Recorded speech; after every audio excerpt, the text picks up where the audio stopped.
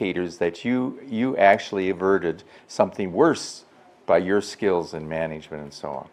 That is a common problem of critical infrastructures. It is a common problem of reliability professionals, but they so dread disaster. Drought, loss of herd, loss of livelihoods, whatever it is, they so dread that they have to manage against it. Next slide, please.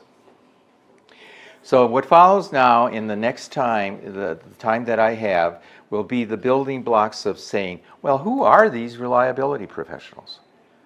I am going to assume, for the assumption of what's going on right now, I am going to assume that you now are going to think of them at pastoral systems as critical infrastructures. I haven't proven it to you. In the interest of time, please read some of the material out there. But what I'm going to do now is the big thing is, who are these guys? Men, women, even children in some cases, who are able to, if you will, provide stabilized livelihoods in the face of recurring variance. The California grid that we studied in 2008 faces high input variance in order to achieve kind of regular low outputs, okay? That is, they provide electricity, it's called load, and they have load is low and stable, even during, especially during turbulent times. That's the game plan here, folks. They are able to provide load, low and stable outputs, electricity generation, even during and especially during periods of disruption. I submit to you that the pastoralist systems I've studied or I've talked to, there are some that just do exactly that. That they are able to take high input variability. Now let's see if we're on the same page. What are the inputs, by language, that pastoralists face in Marsabit district, of which I know very little or nothing? But I do, let's say I start with, there's high variability in rainfall and so on. And then I would say there's a high variability, if I understand it right, in terms of land fragmentation, encroachment, conflict between different groups. Any other kind of variability you would like to add from Marsabit that tends to be unpredictable or uncontrollable? And just shout it out. There's no wrong answer.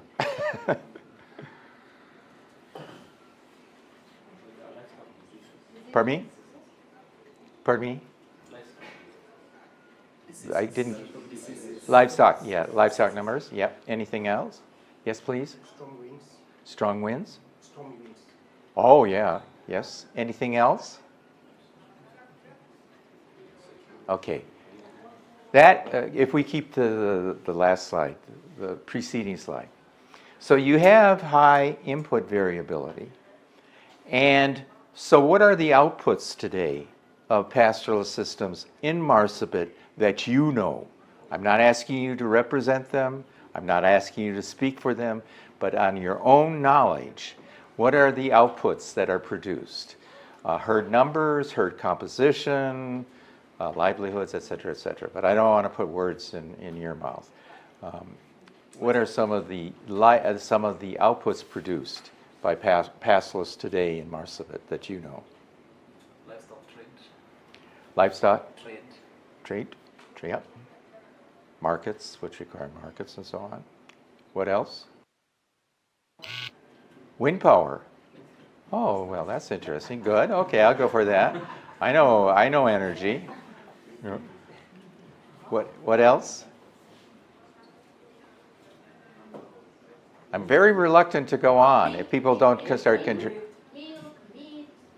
Okay, meat, beef, blood. I'm not saying that's the same in Marsabit, but it was when I was in Kenya before.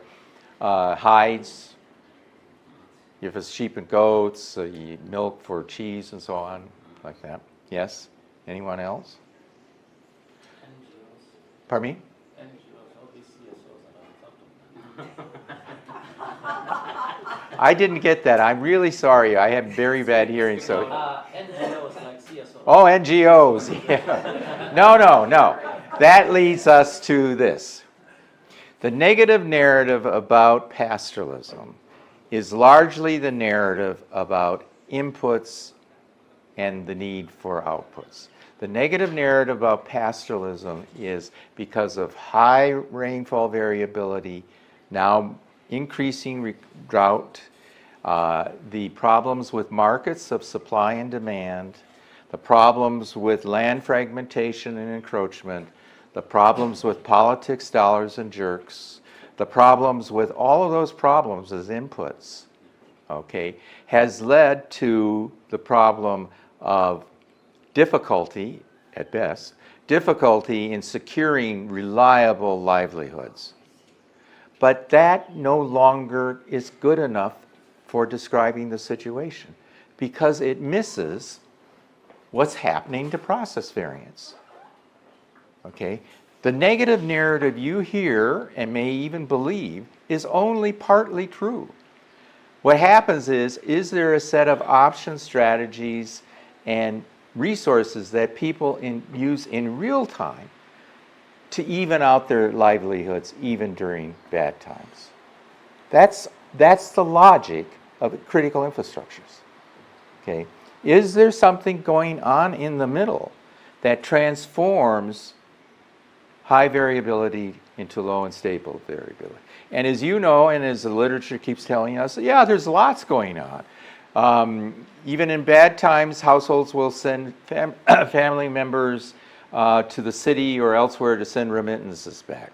Even in bad times, the herd, what is left of the herd, will be sort of opportunistically grazing special areas which have high nutrition. Even during bad times, people will do stall feeding or fodder improvements. Even during bad times, people will do this and that in order to stabilize their household livelihoods or to stabilize their herds. Again, I can't prejudge what the output of privilege here of all pastoralists in all of Marsabit, yet alone in Turkana and Northeastern. Okay? They have a variety of strategies. You wish they didn't have to do it. You wish the government did more. You wish all of that made it easier in the middle. But believe me, in critical infrastructures that I study, like water supplies and electricity, it is not easy in the middle. Government doesn't know enough to do the right thing or even the helpful thing. And that, if that applies to Kenya, maybe good enough. But I certainly know it applies to infrastructures. Infrastructures, government officials cannot know the level of detail needed to keep the systems operating in real time. That's not their job. We'll see what their job is in a minute. Can we go to the next slide, please? Again, the focus of my presentation is on how do you know these guys if you see them? Okay, I mean, if they're not all pastoralists, what makes them special? Well, here's one of the first thing that makes them special is they are able to transform those inputs into those outputs. Okay. The second thing that makes them, if you want to know who they are, is that they are, you ask three questions in this order, okay? What is a system that is operated and managed physically and materially? This is not the critical infrastructure, read large socio-technical system, as planned or designed, but rather as actually operated in real time. I cannot stress that so much. The engineer will come with the plan for the nuclear power plant, okay? The paper document says this is how the power plant is actually operated, okay? No, okay, that's just what the statement says. That's just what government policy says, okay? Yeah, it's important, but it's the start of analysis. It doesn't really describe how it is actually operated. Or again, within the pastoralist system, for those of us of my age, clearly remember when we started this stuff in the 80s, we were told, here's the land tenure system. It's documented, okay? This is what you start with about how how Borana cattle are managed, okay? Even though the minute you got out into the field, you start wondering about, well, the land tenure and rules say you do this, but you don't do that. As if they're the problem and not the fact that we didn't start with the system as it is actually managed. The herders are not to blame for the fact that they don't follow rules. The fact is that the analysts have to ask the first question is, how is it actually managed? Regardless, okay? What is or are the standards of reliability to which the specific system is to be managed? If managed to a precluded event standard, then what are the events that must never, ever happen? For example, in order to continue to have a continuously reliable supply of whatever that output is, livelihoods, herds, blood, meat, skins, water points and their fallbacks are to be operated as a system. That is, during the wet season, you move the herd to wet season grazing, because now the wet season, if it has actually happened, has ephemeral water sources. And you no longer need to rely on river water or the borehole if there is such a borehole.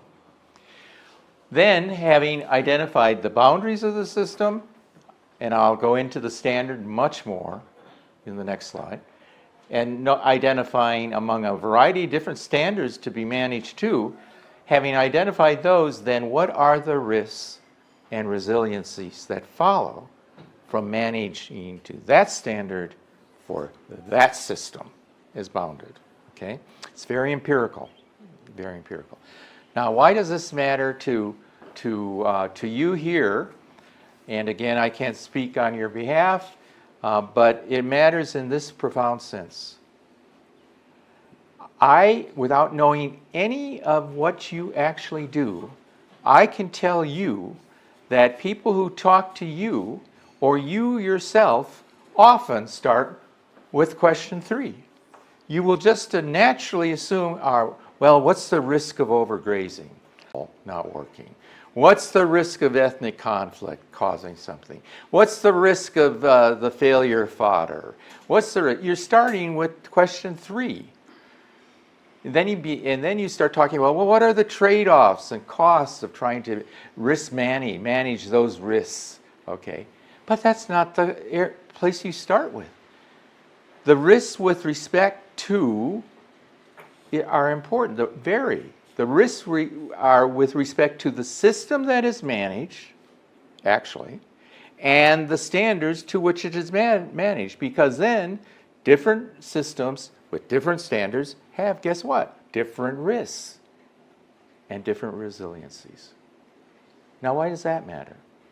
Okay, because people make an awful lot of mistakes assuming that the risk of overgrazing is everywhere the same.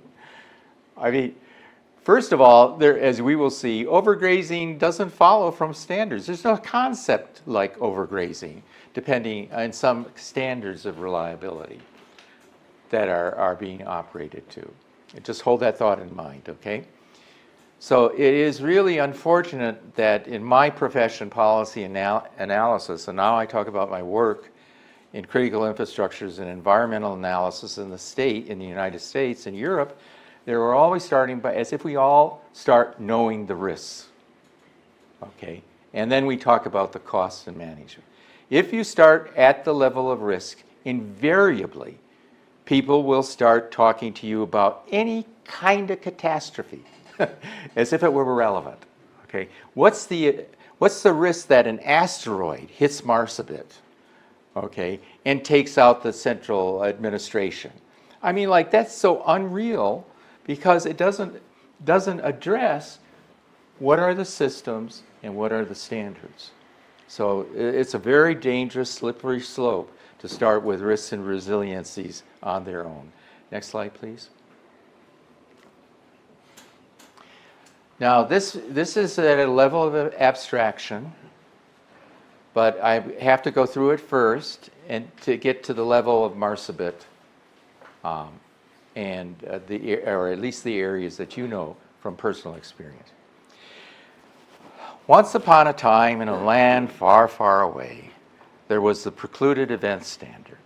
That is, what made these critical infrastructures highly reliable was that knowing that there were certain events that must never happen. Airplanes are not to drop, jet airplanes and passenger planes are not to drop from the sky like flies. They are, if the guy is at 38,000 feet, okay, keep it with our metrics, if the pilot is 38,000 feet with over hundreds of passengers, you do not want him to, or her, to embrace error. You want that system so the plane doesn't crash. Okay? And to do that, you have to manage for precursors. That is, you have to, it's not just that when the red signal's up, you have to manage for things that could have been red signals, but you didn't know it. So you have to be really energetic and try to build planes and hire airplane pilots and so on. So these events will never happen.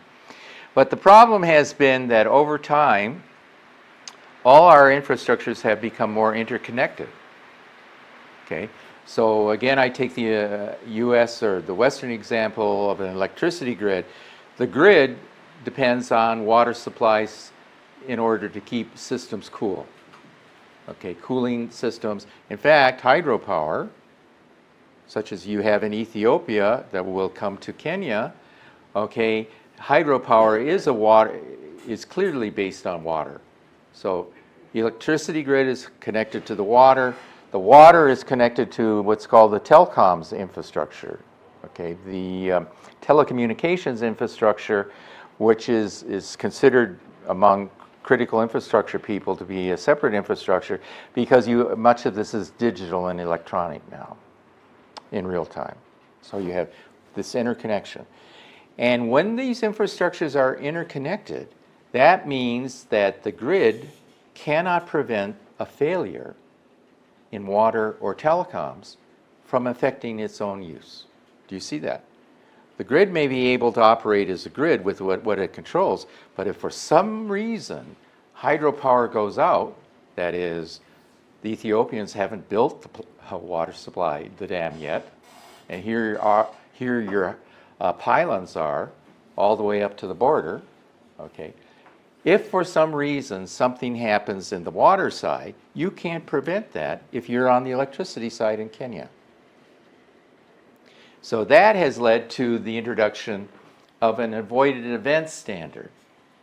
Okay, there are things that the government of Kenya would like to avoid in its electricity grid, should be avoided, but it can't prevent. So internally, recognizing that they can't prevent, they still want to avoid the problem of now they cannot, given that they cannot rely on the hydropower from Ethiopia, what can they do as a fallback in order to maintain reliable output of electricity? I submit to you that that's what's happened in pastoralism as well. Once upon a time in a land far, far away, what was to be prevented was the loss of the entire herd. Okay, that was a never event. Whatever happened, I mean, of course it did happen from time to time, but that event of where it did happen just reinforced the dread over it happening any time afterwards. Okay, these systems were traditionally described as older pastoralist systems. I'm now thinking about the stuff written in the 1950s about your systems. Were closed systems. It was as if they were unaffected by markets and deregulation and politics. I mean, that's a myth, okay? But it was as if in the 1950s these were closed systems which could control never events from happening. What has happened, though, in pastoralist systems is they have quite clearly shifted to avoided event standards. That is, that the notion is we can't stop people from encroaching. We can't stop people from land fragmentation. We can't stop the government from doing policies that even itself doesn't understand when it comes to a pastoralist. And so what we have to do is we want to try to avoid their mistakes or these difficulties, and we do the best to do that. Then there are three other standards, and again, I admit I'm at the abstract level. I'll give an example of why they're important. There's the inevitable events and compensable event standards. Inevitable events are reliability systems that just say, listen, earthquakes are inevitable. I mean, like where we are. They're just inevitable. I mean, and it is, we have to plan for that, okay? And we have to be prepared for it, emergency response and so on. And compensable events are events for which the failure has already happened. That which you dreaded has already happened. And then you have to move beyond that to a new normal in recovery, okay, by developing new capacities to meet the new normal. Now, this is such an important concept, and I'm going to spend time with it. So I hope some of you take away the implications, policy implications of this. So let's start with the implications. Here I am, a researcher and policy analyst, first time ever anywhere in Africa, and I come to your site. And then I hear about the drought. And then I walk away saying, you know, the drought is inevitable in Marsabit or the arid and semi-arid lands, ASALs of Kenya. It's inevitable, okay? So I assume you guys are managing to inevitable standard, event standard. When I actually go and talk to you, some of you, not all of you, you might actually believe that droughts are to be avoided, that they are temporarily happening, but they may be locally considered inevitable, but they may be managing reliably because they're trying to avoid what they know to be effects of drought. That's an important distinction, folks, because if I'm out there thinking you're managing to an inevitable standard of reliability, and in fact are managing to another standard, as we'll see, the resiliencies and the risks differ for you. I have a misconception. So let's talk about this more generally, more specifically, that is, to Marsabit. Yesterday we visited two sites.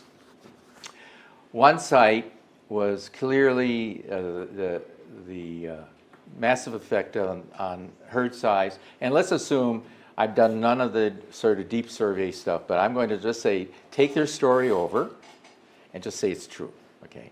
So what's happened is they've lost their herds, massive loss of herds. And then that they currently are suffering because of that. Now, what is that loss of the herd to them?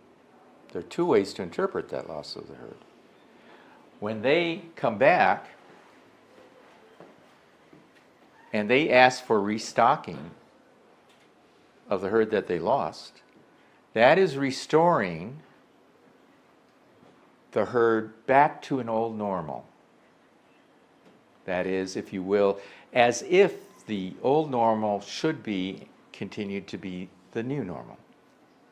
Okay, restocking, it was a disruption, it was temporary, yeah, it lasted longer than anyone thought it would.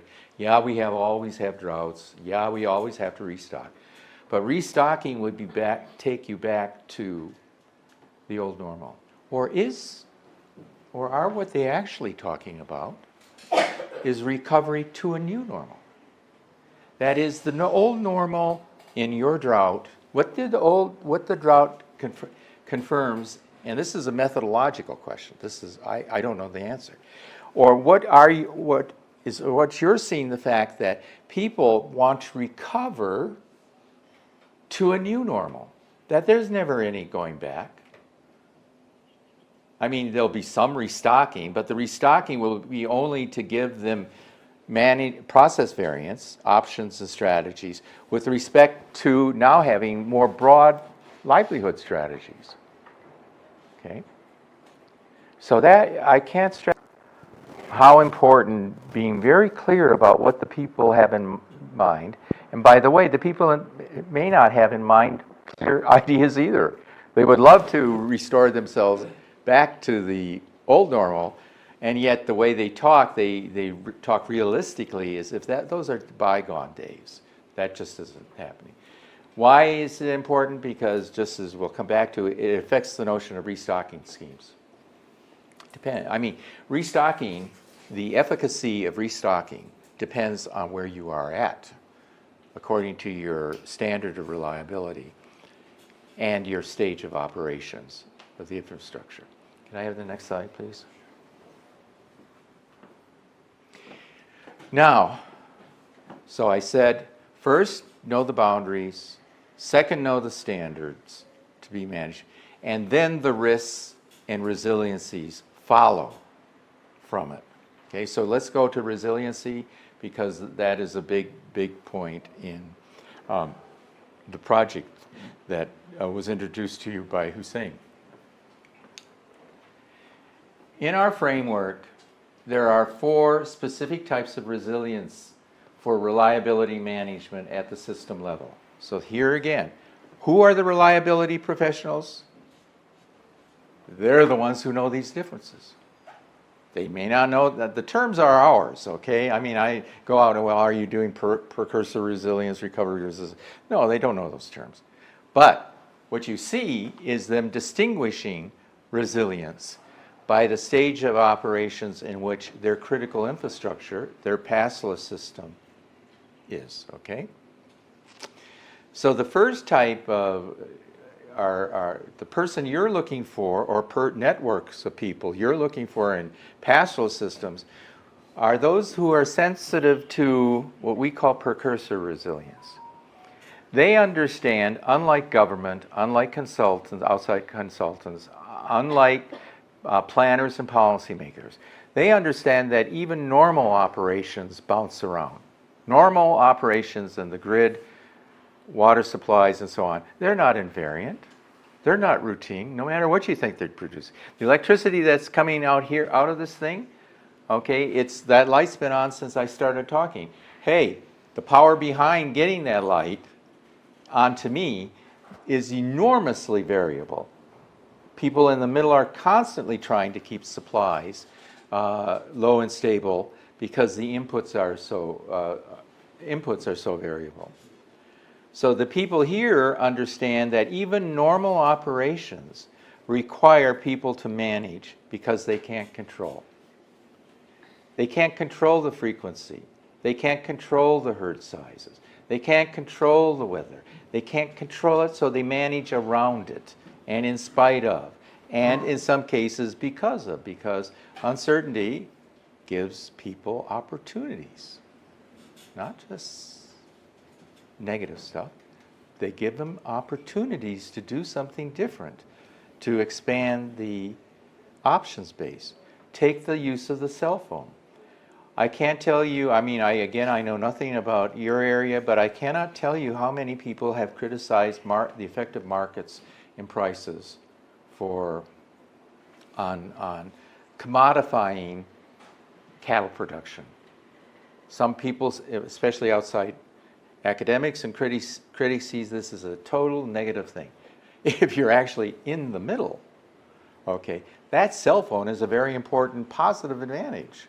You're now on top of markets, you're now on top, I don't know your district, but a friend of mine has researched in Samburu recently. A lot of according to him, the use of the cell phone is often used for conflict management between different fighting groups, as a way to sort of prevent something that was going bad from going that bad.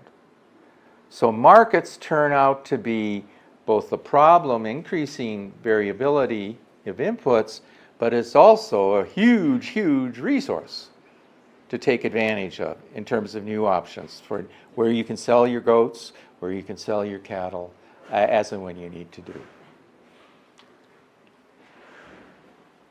There's precursor resilience. You're always managing because market prices are never constant. Restoration from disrupted operations, temporary loss of a service back to normal operations by reliability professionals. There's restoration resilience. There's been a fire, a veldt fire, grasslands fire. It's taking that area of grazing out. Lightning strike happens. You can't control lightning. There's a fire. There's no longer that grazing or browsing if you're doing goats, camels, as well as cattle. That temporary loss has to be managed for in order to maintain that healthy herd size, or alternatively, the livelihoods that you're looking at. So you may have importation of fodder. There is, however, a huge disaster, the drought. And the drought next year. And the drought next year. That means somebody here has some background in humanitarian, I thought I heard. That means that in your emergency response and initial service recovery, like in any infrastructure, requires you, and recovery requires you to have a whole set of new stakeholders to come in. Okay? At the emergency response, you expect the state to be there during emergency response, and during recovery, you expect NGOs to be there. Okay? Recovery cannot happen. Let me be quite clear. Recovery cannot happen without the addition of stakeholders that are not involved in normal operations or disrupted operations. You cannot rely only on the community, the so-called community or communities. You have to call on other stakeholders, including humanitarian aid. And why is that? Because you don't know yet whether you are trying to restore back to the old normal or recover to a new normal. And especially in an enduring drought like you faced. Other stakeholders have to be involved, whether you like it or not. And that is you would wish government knew what it was doing, but even in electricity grids, hazardous liquids, or natural gas grids, we see huge stakeholders, politicians, churches, all kinds of people coming in because they want to say in the new normal. They don't want to go back to the old normal. That's how they got into the mess that they're in. So when you talk about new normal, you're talking about a huge, huge political enterprise taking place over time. Do you see what that means? That if this drought is really recovery to a new normal, it's going to be far more political than it was even before it was, far more uncertain. And not just because the community itself is divided, because some of them really believe you can restore back to the old times. Next slide, please. In the interest of time. Now the risks follow from the standards. I again take my story when we studied this electricity grid. Everyone we talked to started with risks. It was only after working there like 7 years did we realize this was a dumb way to start, because it took into no account the grid as it actually is managed. Why was that important? Because if you don't know the system's boundaries that it is managed to, then guess what? The economists and engineers are going to import criteria of optimality. They will come in and say, here is the optimal ranch. Here is the optimal water supply. Here is the ideal, the optimal that you should be managing to. When in fact, excuse me please, that system is already being managed. And it's being managed to a standard of reliability they determined, not some optimization equation imported, not somebody who has a optimal dairy production plant cooperative and says, why can't all of the women who are selling camel's milk on the road to Isiolo, why can't they all be part of this ideal cooperative? That ideal does not exist. That ideal agro-pastoralism that we went from yesterday down to our 2 sites, anybody who comes in there and says they know the ideal, optimal, and the current condition differs from that, has no sense of how the current system is managed and the standards it's managed to. So what is the risks? The risks you see are the risks that follow from managing the electricity grid in California to a precluded event and an avoided event standard. The precluded event is the grid shall never island. What does that mean? It means that assets start burning up.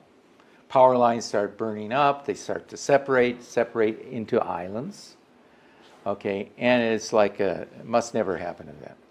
The avoided event is, well, given that we can't prevent that anymore, what are the things we should avoid so we rarely get to that state, if ever, okay? Does somebody want to take a break now, or the? We've done almost 50 minutes. 13 minutes? 50 minutes. Oh, let's take a break now then, okay? We can do that. Do you want to? They face system volatility to which they have options to respond to. Okay, what does that mean? What is volatility? Volatility means that you cannot control or prevent. Okay, you may know tomorrow it's going to rain, but you can't control for it. Or tomorrow it's going to be dry, and so that creates more uncertainty today. You know it's going to go dry, dry, dry, dry. Okay? So you can't prevent it from happening, or you can't control it. It just happens. That's volatility. Preventable, unpreventable, uncontrollable. To which you have options to respond to that volatility. And those options remain high, lots of options, low options. System volatility may be high or low, okay? And this is what we found in the grid, and we found in many of the other infrastructures we studied. So let's go through. When the environment has low volatility and your options are high, your reliability professionals get complacent. Because, you know, there's huge resources around. It's like every day is another day, and eventually if it just continues like this, lots of options, they will become complacent. Okay? But volatility increases. Now the weather gets bad, storms come, electric lines go down. The rains haven't come when you thought they would. The rains are supposed to be here this week or next week or whatever, and they don't come, or they do come. By the way, when the rains come on time, it still could increase uncertainty. Okay. Then you get just-in-time performance when your options are high. You'll find people making decisions at the last moment, okay, high volatility, just in time, because they assemble the options to meet their demand. What does that mean in pastoralism? It means that on this day and this week, where there are options, I may sell the goat. I may, in fact, buy another goat, okay? And that next week or the week after or 2 weeks even before that, you wouldn't do the same thing. Just in time, a decision that's just made just in time because your options are several and you want to match the volatility, the high volatility that you face now. Then there is just for now. High volatility, but your options are gone. They're low. In the grid, this is called when you have people screaming at each other, just keep that generator online. Just keep that water going. Just do this, just for now, okay? Here in the pastoral system, are there cases where people say, just for now, sell the goat. Just for now, we're not going to sell. Just for now.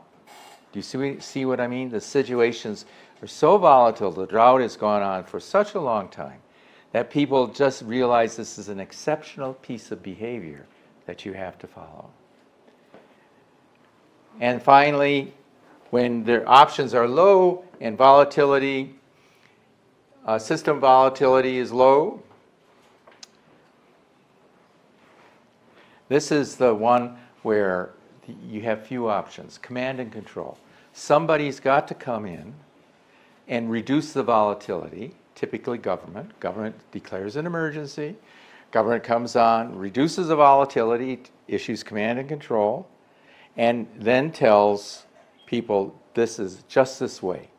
You will follow these rules. We will shed load in Nairobi this way, electricity load, or Johannesburg as is being done now, just this way, and that's it. Now, each of those modes carries a risk. Guess what? People don't don't follow your command and control. Hospitals will say, you know, I'm not cutting my load. I'm an essential service. You can't tell me to stop me from supplying electricity to keep my hospital going. Just for now is, I tell you, just keep that generator online now. And having done that, the generator goes out because it's overdue for maintenance and repair. You just degraded it. It could mean you have fewer options than you had before you even started. Okay. I sell the goat. I sell the ox. I sell the cow. Selling that one thing could be a real mistake. Okay, just for now. Up here, the risk of complacency you talked to, and just in time, of course, is you made a mistake. Everything's so busy, you've got so many balls in the air. You know, it's that time of season where you have to do a lot of different things at your household level, and wham, you made a misjudgment as a pastoralist. Those risks that I've just described here are at the system level, but those risks are not the same for standards of inevitable or compensable reliability. Those risks only follow from these standards. Now, part of my time constraint is trying to give you some more examples of that, but the logic is there. Okay, you just can't go in and assume that the risk of this pastoralist system is they don't have markets. Well, I mean, they may not have markets. Okay, yeah. But really, you can't say that until you know what is the system boundaries, what are the standards they're managing to, what are the resiliencies, the process variance options they have in order to do things, and then you get to say, what are the risks associated with markets? Too many, too few, you know, too corrupt, too far away, et cetera, et cetera. So let me stop there and we'll take a break. Thank you so much. Thanks so much, Emery. Before we leave the slide, that at least some of you understand its implications, policy management implications. I'm going to give an example somebody raised during our break and see if we're on the same page, okay? Say you are a humanitarian initiative in aid. There's been a disaster, could be the drought, it could be conflict, or both or more. And basically you are stuck down here. Command and control has come into place. The army has moved into Turkana. The president of Uganda has said no Turkana shall carry guns into the Kamajong. Somebody has issued command and control. Now, whether people do that or not, that's another thing. But you're sort of, down here, there's a humanitarian effort at best, and you're stuck here. Now, this is my question to you. Reliability professionals I describe are those who are able to maneuver across different performance modes. That is to say, if they were stuck in this thing called just this way, they would be looking for ways to get out of it, okay, to move the situation facing pastoralists, let's say it's pastoralists, a way that would allow them more flexibility to be better off. From this figure, what does he or she or the network of reliability professionals who are here, stuck here, what do they need to do to get out of this?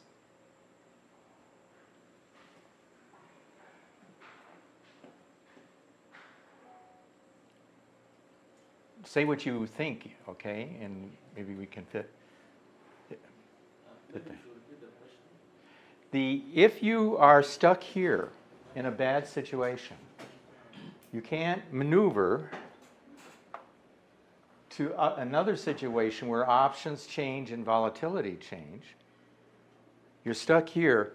What is the best thing for the reliability network to do in order to get out? Not to be forever wonderful. I mean, these are the performance modes that you have. But what do they need to do in order to get out of their performance mode?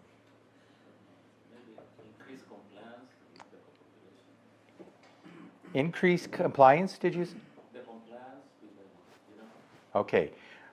So let's just say this. One is to increase command and control. Another would be, if it were compensation, it would be to increase options. Okay? If you gave them compensation instead of, food for work or something, you increase their options and livelihood. Clearly, in my example that I'm talking about, the reliability professionals you're looking for are those who can increase options. And what is the best way to increase options isn't to ask government to come in, okay? It is to look to other settlement humanitarian schemes which face the same bar of politics, money, and jerks that they have to operate under, but are able to do more than this site that you're at. Our humanitarian efforts are thousands of them all over the world, okay? That means a huge distribution, okay? Some of which are people who look like you, work like you, talk like you, have the same kind of politics and conflicts, but are able to do better. That is what a huge distribution means. What do those people do to jump a bar higher than your bar? Let me repeat that. The immediate thing you would want your reliability professionals to do, network, there is scouting the universe for practices that people already undertake in real time that allow them to move from here and increase options. Somehow they're able to increase their supply of options that they get out. Okay, that's what this theory suggests.